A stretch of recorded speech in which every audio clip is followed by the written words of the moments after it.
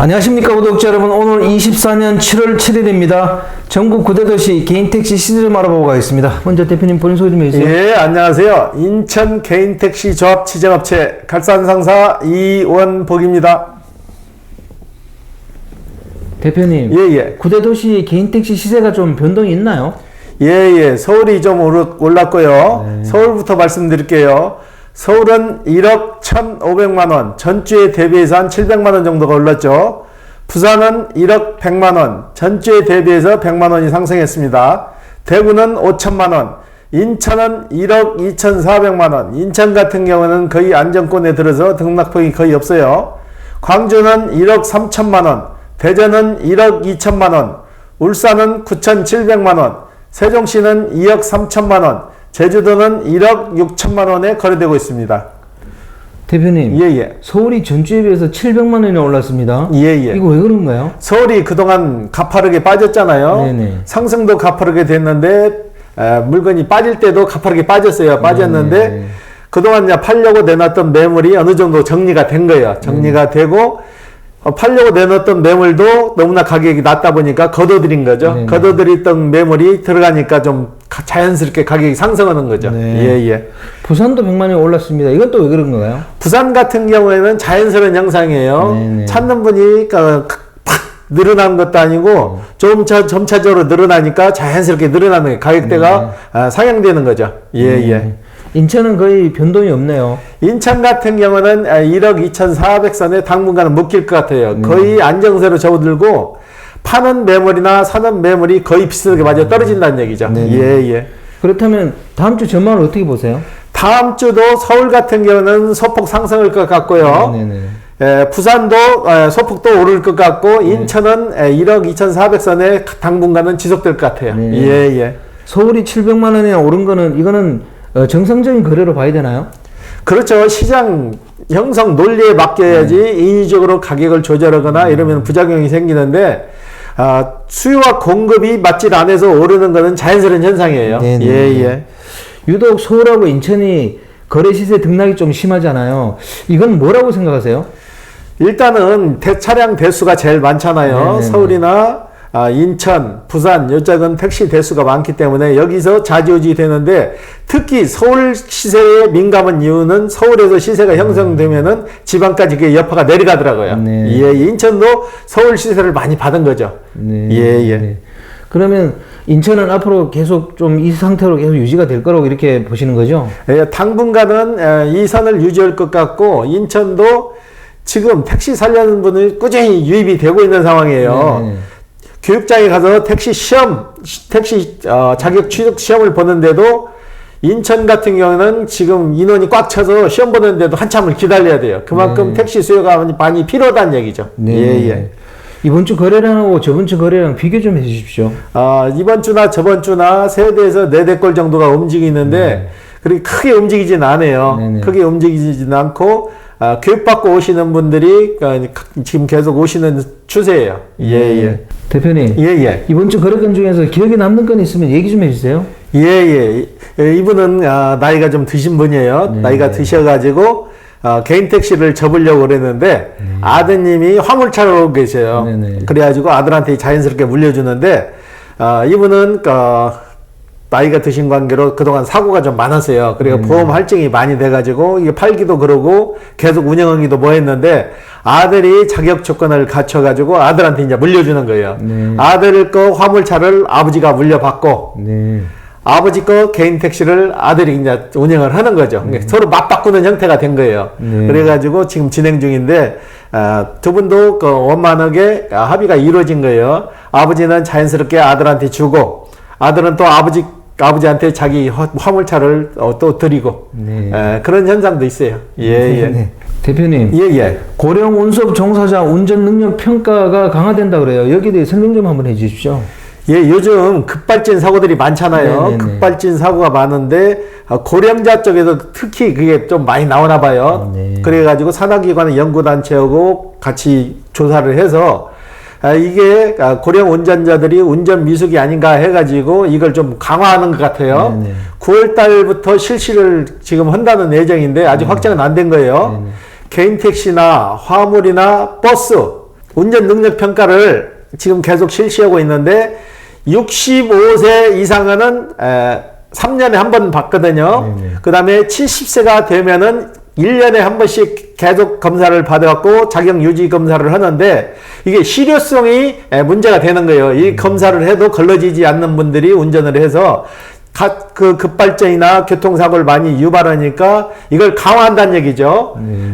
자격 유지 검사는 2016년도 버스부터 시작됐거든요. 버스부터 시작돼 가지고 2020년부터 순환적으로 도입돼 가지고 전체 운수 종사자, 영업용 하시는 분, 개인 택시나 버스나 화물 하시는 분 총 따지면 79만 5천 명 정도가 돼요. 이분들을 통계로 내니까 23.6% 정도, 18만 7천 명 정도가 계속 검사를 받는데 65% 이상이 고령자라는 얘기죠.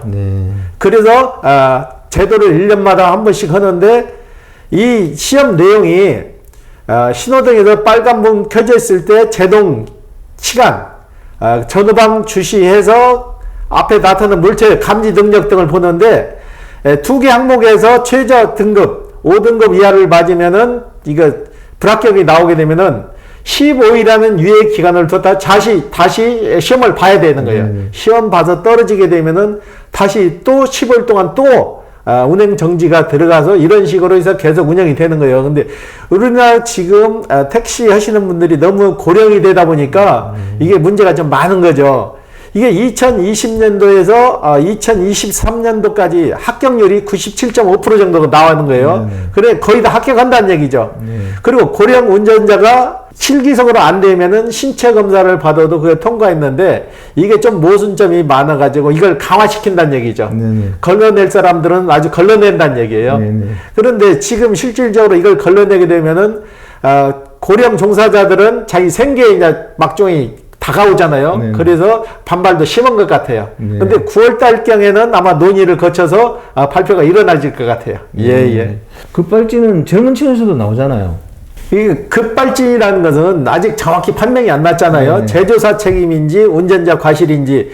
그래서 지금 운전자들이 브레이크 페달 밑에다가 블랙박스를 달아가지고 그걸 보시는 분들도 있잖아요. 요즘 저희한테 개인 택시를 사가시는 분 중에서 간혹 그런 분들이 있어요. 브레이크 있는데 악셀에다 페달 있는데다 블랙박스 장치를 다시는 거예요. 그래서 본인 스스로 급발진을 증명하겠다는 얘기죠.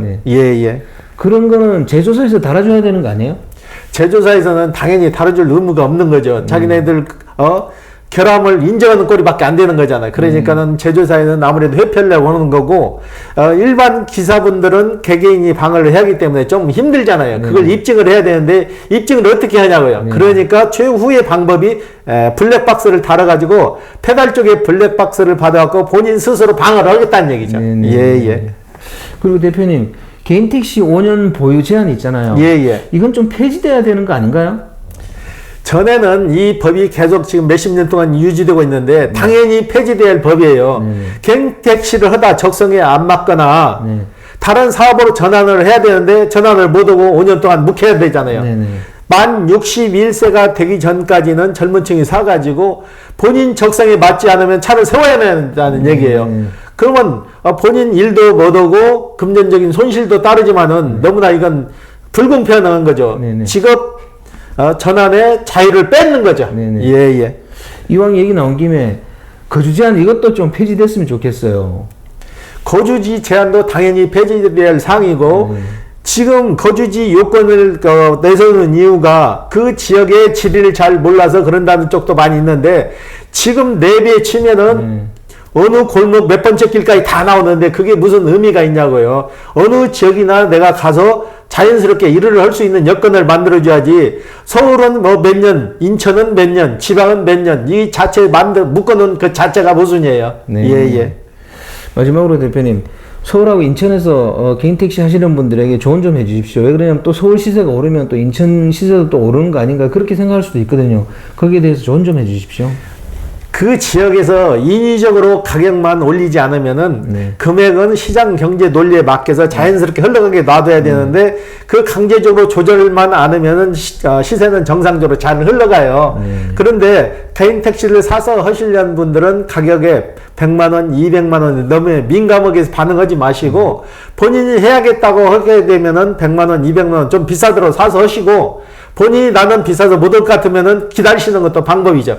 그걸 금액 가지고 갑이냐 을이냐 자꾸 따지면은 서로가 피곤하게 되는 거예요. 네네. 이거는 어느 일정 기준이 없는 거잖아요. 네네. 기준이 있어갖고 정찰제로 해서 얼마 딱 제시해서 그 금액이 왔다 갔다 하면 서로가 편한데 그 금액이 일정이 형성되지 않으니까 그건 사시는 분이 판단을 하셔야 되는 거예요. 예. 항상 내릴 때 사야지 하면 나중엔 결국 못 사게 되더라고요. 그렇죠. 저희한테 오르기 전에 수차례 문의하시고 교육까지 갔다 오신 분이 가격이 한 3천만 원 정도로 올라가 버리니까는 그분이 와서 그러네. 그때 살 걸 잘못 안 사가지고 피해가 크네요. 근데 지금 살려고 하니까 돈이 많이 부족해서 못 살 것 같네요. 그렇게 떨어지면 다시 전화 주세요. 그런 분도 좀 있어요. 예. 오늘 인터뷰 감사드립니다. 예. 네, 구독자 여러분, 오늘은 24년 7월 7일입니다. 서울 시세가 상당히 많이 올랐네요. 또 아마 서울 시세가 양도 양수 과정에서 서로 맞지 않아가지고 아마 이런 일이 벌어지는 것 같은데, 개인 택시 하시려는 분들은 자기가 생각한 그 시세에 거의 근접했다 싶으면 그냥 진입하시는 게 맞는 것 같습니다. 항상 싸지면 사야지 하다가는 결국은 못하게 되는 것 같더라고요. 자, 호화제는 다음 주에 또 다른 주제로 구독자 여러분 찾아뵙겠습니다. 안녕히 계십시오. 호호 아지였습니다.